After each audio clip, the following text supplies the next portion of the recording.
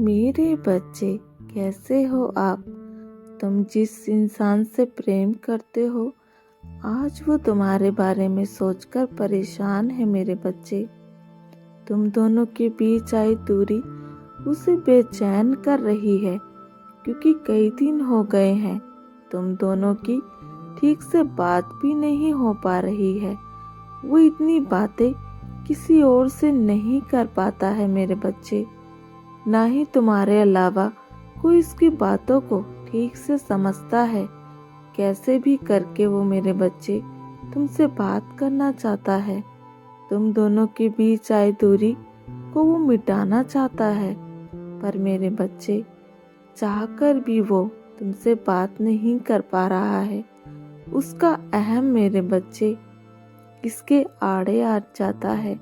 उसे लगता है उसे बिना बात के ही सजा दी जा रही है, जैसे उसकी कोई गलती ही ना हो। तुमने उससे दूरी क्यों बना ली, इसका कारण उसे आज तक समझ ही नहीं आया मेरे बच्चे। वो समझ ही नहीं रहा है, फिर भी वो चाहता है कि तुम इस रिश्ते को एक और मौका दो। तुम उससे बात करो, फिर वो कोई कदम बढ़ाएगा।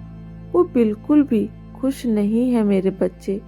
उसके जीवन में चाहे कितने भी लोग हो, पर कोई भी जो उसका ख्याल नहीं रखता मेरे बच्चे, आपकी तरह। उसे पता है सब अपने स्वार्थ के लिए उससे जुड़े हैं। सब कोई अपने मतलब के लिए उसके साथ उठते और बैठते हैं।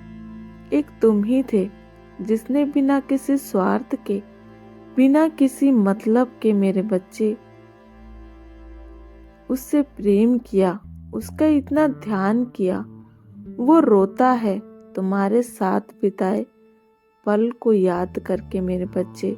उन पलों को याद करके वो जान गया है कि वो पूरी दुनिया में घूम ले, चाहे इस पूरे जगत में ढूंढ ले, पर तुम जैसा सच्चा और अच्छा इंसान मिल पाना मुश्किल है मेरे बच्चे। वो समझ गया है, वो भली भांति जान गया है कि जिसने उसकी हर बात को समझा, उसका साथ दिया, वो जानता है ऐसा इंसान उसे दोबारा कभी नहीं मिलेगा। 100 लोगों के साथ वो अकेला है मेरे बच्चे। वर्तमान समय में जिस व्यक्ति के साथ वो है, उसके साथ उसका दम घुट रहा है। वो खुश नहीं है, वो कैद में है मेरे बच्चे। वो खुद को कैद और पिंजरे में पाता है, जहाँ उसकी भावनाओं की कोई कदर नहीं है, जहाँ उसकी कोई कदर नहीं है। तुम्हारे बिना वो बहुत अकेला और दुखी महसूस करता है। तुम्हारी चुप्पी उसे बेचैन करती है मेरे बच्चे। अंदर ही अंदर तुम्हारी चुप्पी उसे खाए जा रही है। पर जब तुम बोलते थे मेरे बच्चे, तब उसने कहाँ ध्यान दिया, तब उसने तुम्हारी नहीं सुनी। आज तुम्हारी आवाज सुनने के लिए तरस गया है वो मेरे बच्चे। वो तरस रहा है तुम्हारी आवाज सुनने के लिए। अब वो मजबूर हो गया है रात दिन तुम्हारे बारे में सोचने के लिए। पर आज वो मेरे बच्चे ऐसे दिखाता है जैसे अनजान हो उस बात से कि तुम दोनों के बीच दूरी क्यों आई। जैसे वो अनजान हो कि क्या हुआ।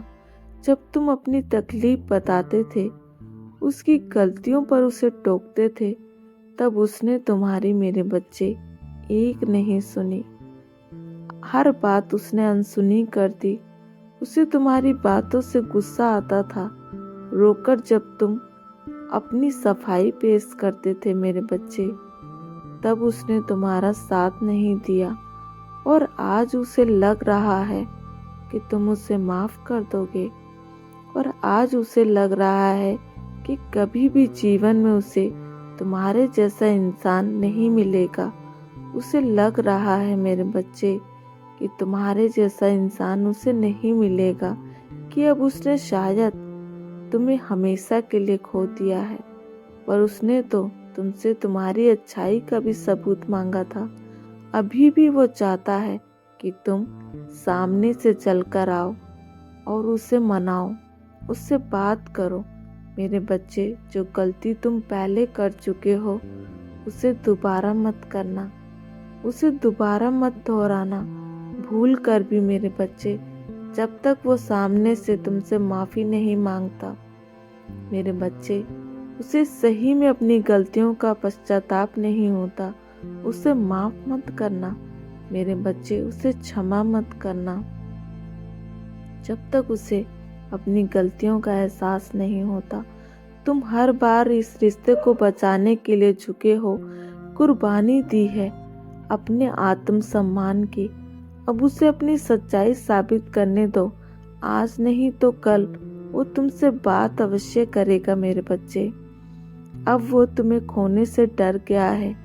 कभी तुमने प्रार्थना की थी भगवान से उसे पाने की, मेरे बच्चे, अब वो विनती करेगा मुझसे तुम्हें पाने की, भीख मांगेगा, पर मैं अब तक उसे कोई, मेरे बच्चे, उत्तर नहीं दूंगी जब तक उसकी आंखों में सच्चाई नहीं नजर आती। उसकी आंखों में मेरे बच्चे कोई पश्चाताप नहीं नजर आता। उसे भी उसी विरह की आग में तपना होगा जैसे तुम तड़पे हो मेरे बच्चे। वो केवल तुम्हारा दोषी नहीं है, उसने सही इंसान का दिल तोड़कर भगवान को भी पीड़ा दी है, तुम्हारी माता को भी ठेस पहुंचाई है। अपने गलत कर्मों से वो बच नहीं सकता। या तो उसे सुधरना होगा या फिर उसे, मेरे बच्चे, कर्मों का दंड भुगतना होगा। जय माँ काली।